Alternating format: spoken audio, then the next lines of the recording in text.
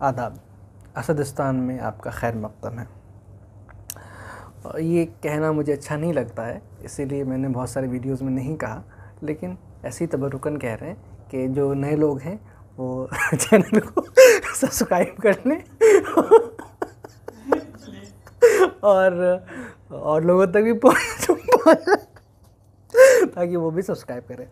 तो बहरहाल हमने वीडियो शुरू करते हैं। तो अगर हंसी रुक जाए मेरी तो मैं वीडियो शुरू करूं कि आज का मौजू हमारा है चाइना और उर्दू शायरी। चाइना और उर्दू शायरी अजीब नहीं लग रहा है आपको? मुझे भी लगा था। और मैं सुनी सुनाई बात नहीं कह रहा हूँ, बल्कि सुनी सुनाई कह रहा हूँ, लेकिन वो सुनी सुनाई जो अपने कानों से सुनी हुई है वही आपको सुना रहा हूँ। और वो ये है कि मैंने ख़ुद अपने इन बड़े बड़े कानों से सुना है रेडियो चाइना पर कि उसमें एक ख़ास शोबा है जिसमें उर्दू तकरीरें और उर्दू न्यूज़ वग़ैरह आती हैं। और सिर्फ़ बात यहीं तक नहीं महदूद है, बल्कि वहाँ पर कुछ न कुछ अदब भी तख्लीक़ पा रहा है, जिसमें शायरी भी अच्छी खासी हो रही है। और आज से नहीं, ये मेरे ख़्याल में 63 के आसपास से हो रही है। तो इस मौजू को अगर हम बहुत कम करने की कोशिश करें कि जो वो कहा जाता है कि समंदर को कूज़े में बंद कर लीजिए, तो वो जो लोग बंद कर पाते होंगे वो कर लेते होंगे। मुझसे ये नहीं हो सकता, क्योंकि ये मौजू बहुत वसी है। आप सोचिए कि जोग्राफियाई एतबार से चाइना कितना वसी है, तो फिर वहाँ पर अदब और वहाँ पर उर्दू, उसकी वसअत क्या होगी। कुछ ख़ास नहीं है, बहुत ज़्यादा वहाँ पर उर्दू नहीं, लेकिन बहरहाल है, काबिल क़द्र है। तो सरहद पर इस वक्त क्या चल रहा है, इंटरनेशनल अफेयर्स क्या हैं, और कहाँ धक्का मुक्की हो रही है, कहाँ फायरिंग हो रही है और क्या हो रहा है, वो सब सियासतदान जाने। हम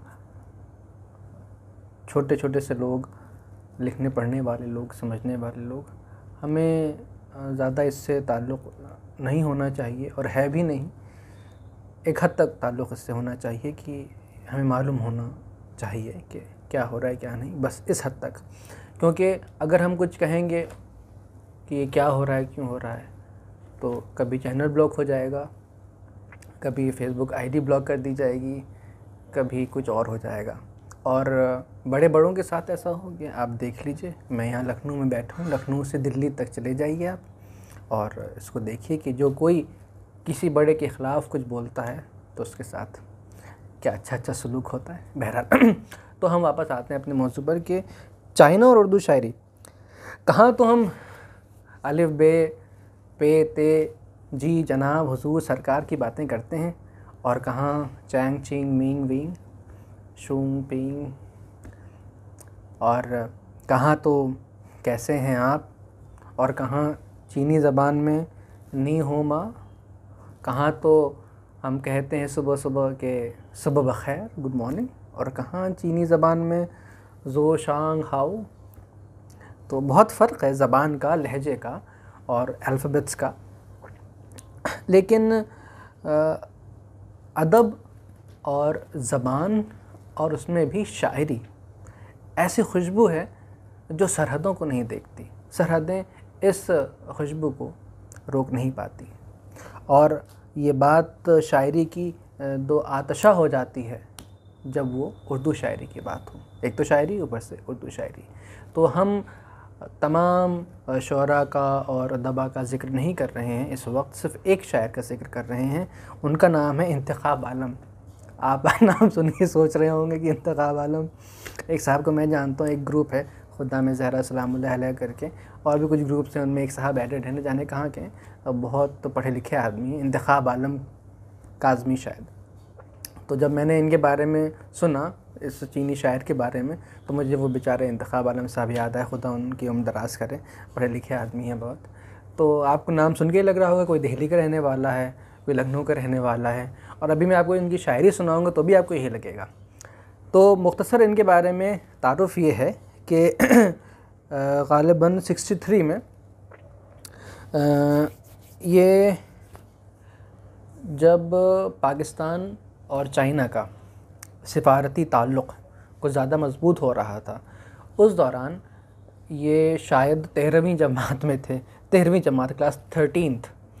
यहाँ तो आप देखिए कि 12वीं जमात में ही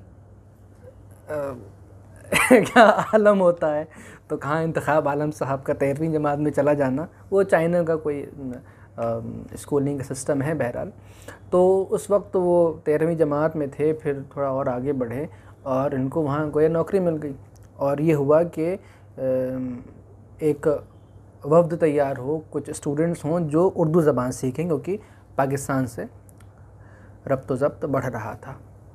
तो इन्होंने शायद इनके 7 लोग थे, 7 लोगों का बैच था जिन्होंने पाकिस्तान जाके उर्दू सीखी। जैसे बहुत से लोग आप लोग जानते हैं कि मैं भी इस तालीम व ताल्लुम से मुंसलिक हूँ। बाहर से लोग आते हैं, अमेरिका से आते हैं, उनको अंग्रेज़ी पढ़ाता हूँ, सॉरी उर्दू पढ़ाता हूँ। तो ऐसे इन्होंने भी उर्दू सीखी और सीखते सीखते ये उर्दू से इतना करीब आ गए कि इन्होंने उसमें शायरी करना शुरू कर दी। और पहली नज़्म इन्होंने कही थी, बाकायदा नज़्म मैं बात कर रहा हूँ, सिर्फ शायरी तो शुरू कर चुके थे, बाकायदा पहली नज़्म इन्होंने कही थी जुल्फ़िकार अली भुट्टो के मरने पर, और फिर ये शायरी शुरू कर चुके थे। और शायरी जैसे जैसे और उर्दू जैसे जैसे इनके करीब आ रही थी, वैसे वैसे इनके साथ एक और इनकी क्लासमेट थी कीली करके, वो उनसे भी क़ुर्बत बढ़ रही थी और उर्दू की वजह से, और उनका भी नाम उर्दू में कुछ हो गया, मुझे इस वक्त याद नहीं आ रहा है, याददाश्त महफूज नहीं है उनका नाम। जैसे इनका नाम असल था जोशांग हाओ, ओ लीजिए क्या बोल रहा हूँ मैं, इनका नाम था चोंग शीज़वान, और नाम इन्होंने बदल लिया, इंतखाब आलम कर लिया, आलम तखल्लुस कर लिया। वैसे ही उन खातून का भी नाम बदल गया। अब अल्लाह जाने वो भी शायरी करती हैं या नहीं करती हैं, लेकिन वो भी उर्दू मय हो गई, जिसे हिंदी में हम कहते हैं। और फिर ये उर्दू का सिलसिला चलता रहा और बात यहाँ तक पहुँची कि 98 में इनका एक मजमुआ भी शाया हुआ, शायद उसका नाम था गुलबांगे वफ़ा, और साहब ये मशहूर हो गए। लेकिन फिर भी मैं आपको बताऊं कि जितने भी उर्दू सुनने वाले हैं, उर्दू से लिखने पढ़ने का ताल्लुक़ है जिनका, जो मुझे इस वक्त सुन रहे होंगे जहाँ तक ये वीडियो जाएगी, मुझे नहीं मालूम कि लोगों को मालूम होगा कि ऐसा भी कोई शायर है जो चाइना का रहने वाला है और उर्दू में शायरी कर रहा है। ये देखिए सामने मेरे इनका एक मक्ता है, कहते हैं कि वक्त दरिया है कोई झील नहीं है आलम, वक्त दरिया है कोई झील नहीं है आलम, राह में गम हो खुशी हो ये गुज़र जाएगा। और एक और शेर सुनिए आप इनका कि बहुत उम्दा बात है। जैसे वो कहते नहीं है ज़बाने यार मन तुर्की ओ मन तुर्की नमी दानम, तो इन्होंने एक अजीब बात कही है। ये कहते हैं कि शायरी करते हैं हम आलम ज़बाने यार में, शायरी करते हैं हम आलम ज़बाने यार में, है ज़बाने यार जब उर्दू ज़बान हम क्या करें।